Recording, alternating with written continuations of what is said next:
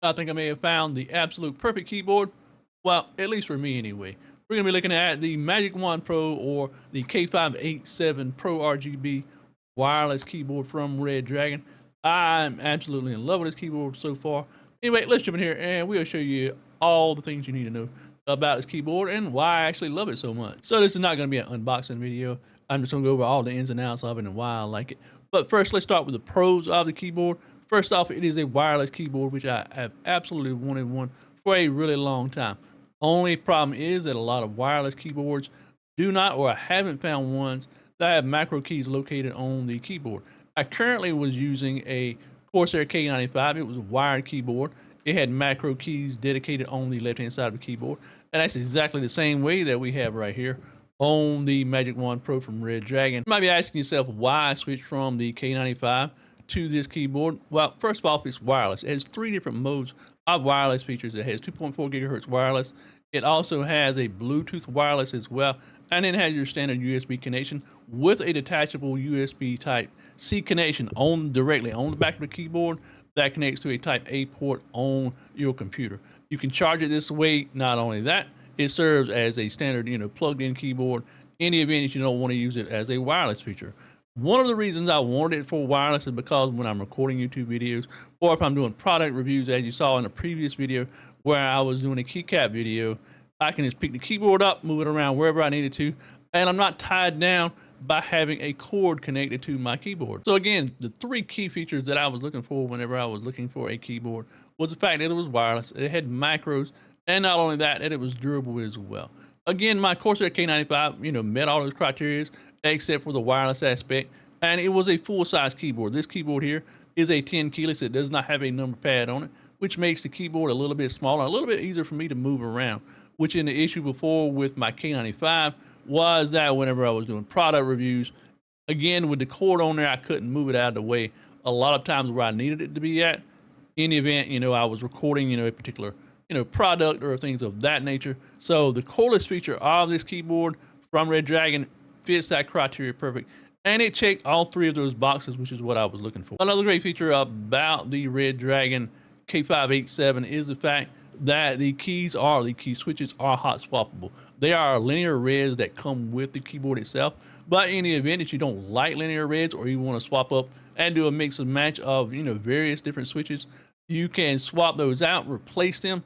Not only that, Redragon includes a box with several switches in it as well. In the event you have one that breaks or tears up, simply remove the keycap, use the included key switch puller, pull the switch out and replace it with a new switch, replace the cap once again, and you are set to go. So let's touch one more time on the macro keys themselves.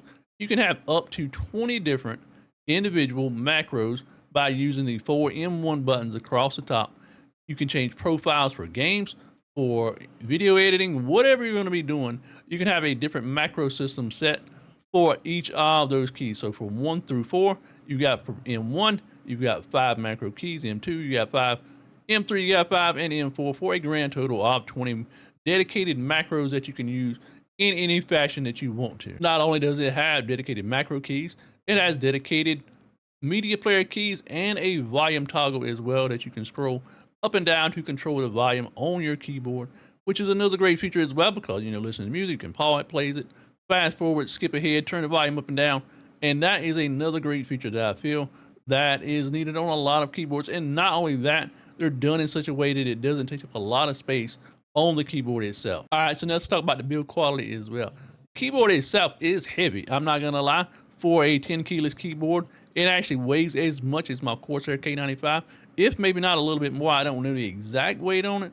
I didn't look it up, but it is still a really nice, constructed really well. And one thing I will say, it does have not any give whatsoever. You can actually press on the board itself and it has no give, whereas my K95, if you press really hard on the keys, the board actually flexes a little bit. This board here, it does not have that give. You can press hard on the keys, which shouldn't really be pressing extremely hard anyway, but there's no flex or give whenever you're typing. And it is a lot quieter than my old keyboard in the fact that these red linear switches are a lot smoother. I'll let you listen to the sound of it as well.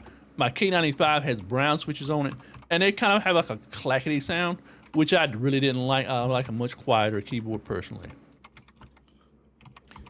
Other pro that we're going to talk about as well is the typing experience. As I said, I had brown switches in my K95, and typing on it felt kind of, I mean, it was okay. I was used to it. I mean, I used to using brown switches. I've had that K95 for about maybe 2 or 3 years, so I've been using it for quite a long time. You know, the keys on it, you know, were really nice. However, the typing experience for me, you might be saying to yourself, well, he types with a pencil. He's not using his finger. He doesn't know the way it feels. But using the pressure, you know, whenever I apply pressure using my pencil, I can tell the actual actuation difference, the pressure it takes to apply the keys, and I really enjoy the actual fully typing experience on the K587 versus my K95. All right, so let's talk about price for the K587 from Redragon. My K95 was about 3 times more expensive as the K587. I paid 54 bucks for this keyboard, and it is absolutely amazing for the price point. It doesn't feel cheap, it doesn't feel inexpensive, and it feels like a really high quality keyboard, which is what I was looking for. A lot of inexpensive keyboards feel flimsy, feel fake. They don't feel like they're gonna last very long. But for me personally, this keyboard just feels absolutely great. Is actually the build quality of it. You know, it has an aluminum base in it as well, but it's still plastic, but it doesn't have, like I said, any give whatsoever. Whereas in comparison to my K95, it does everything that I need for it to do, except for a few things that we'll get to when I go over the cons of this keyboard. It does have RGB lighting, and it, you know, is done really well. It's not super bright, but we'll go over that as well in just a few moments. All right, so let's talk about the cons of this keyboard. As I stated, one of the qualifications for a wireless keyboard was the fact that it had to have dedicated macro keys. And like I said, this keyboard does have dedicated macro keys, which brings me to the point of software. The Redragon software was a mess. I had to go, it took me forever to find the correct software. I even contacted customer service. You know, I can't get the software to work. It won't load. It won't detect the keyboard. Well, come to find out, you have a website you have to go to called Redragon Shop, where you actually get the correct software from, download that software, install the software, and the keyboard worked and the macro functions worked as well. I was able to assign the right click to the G5 on the keyboard, and it worked really well. However, the one concern I did have, or one issue I did have, is the fact that I cannot apply the scroll wheel up or scroll wheel down to macro keys. It's not included with the software at all. And great thing about it was I contacted them about it and said, hey, look, you know, can you do something about this? And they're going to pass it on to the developers, and hopefully we'll get scroll wheel function added to be able to add to the dedicated macros. So that was actually a major flaw for me, was the fact that I could not assign scroll wheel up or scroll wheel functions down to macro keys. However, and that was almost a deal breaker for me, because I can't really use the scroll wheel on the mouse. I can scroll forward, just not back, because again, you know, limited hand usage when it comes to using a keyboard and mouse. So the way I combated this was a program called Auto Hotkey. I Googled, you know, a lot of stuff trying to find the, you know, way I could set macro keys on the keyboard. Auto Hotkey was a solution, and I found a script that will allow me to be able to use the macros on the left-hand side of the keyboard to mimic scroll wheel up, scroll wheel down.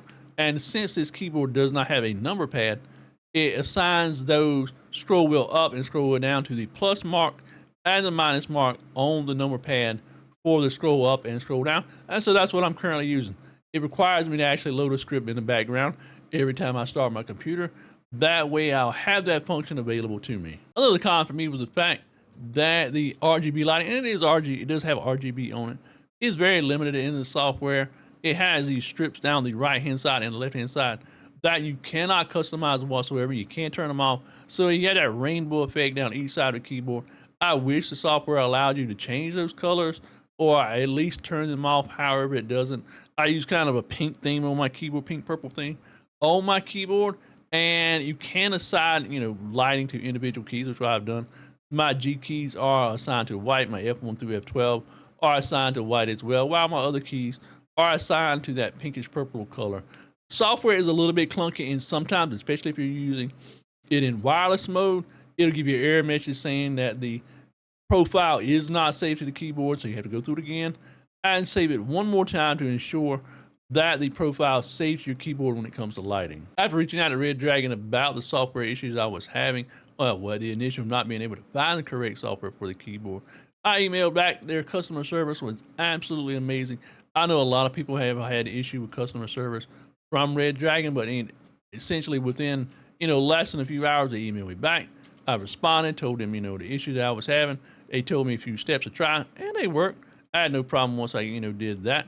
So that is a really good thing about that. I did mention the fact that I wish I had the scroll wheel option, and he said he would reach out to the development team for the software. I potentially could see that in a future update, and if that is the case and they do that, I will be really happy, and it will change my view of the software quite a bit and move it over to the plus side. But again, software is a little bit iffy when it comes to changing things on the keyboard. So aside from the initial software issues that I had trying to set up the software for this keyboard and the limitations that are in it when it comes to actually the scroll wheel and things of that nature. Macros are a little bit difficult to set up. However, you can do them once you figure out exactly how the software works. It's not very intuitive, so it takes a little bit of finagling around to be able to get the macro set for what use you want them to be. Aside from that, this is a really great keyboard. I love it. I plan on using it for a really long time. If it lasts, I hope it does, because this is one of the few keyboards that I've found that actually meets the requirements that I want. Wireless, macro keys, dedicated software, the ability to set up macros that are functional to me and accessible to me with my limited hand usage that I found from my K95. But now I've got a cordless keyboard, which is what I've always wanted, for a little bit neater and a little bit cleaner desk. Anyway, this is my review or my thoughts on the K587 Magic Wand Pro 10 keyless keyboard. If you want to pick it up, I'll leave a link in the description. It'll be an affiliate link, so I will earn a little bit of commission off of it if you do pick this keyboard up. But overall, an absolutely amazing keyboard, and I look forward to using it for many, many years ahead.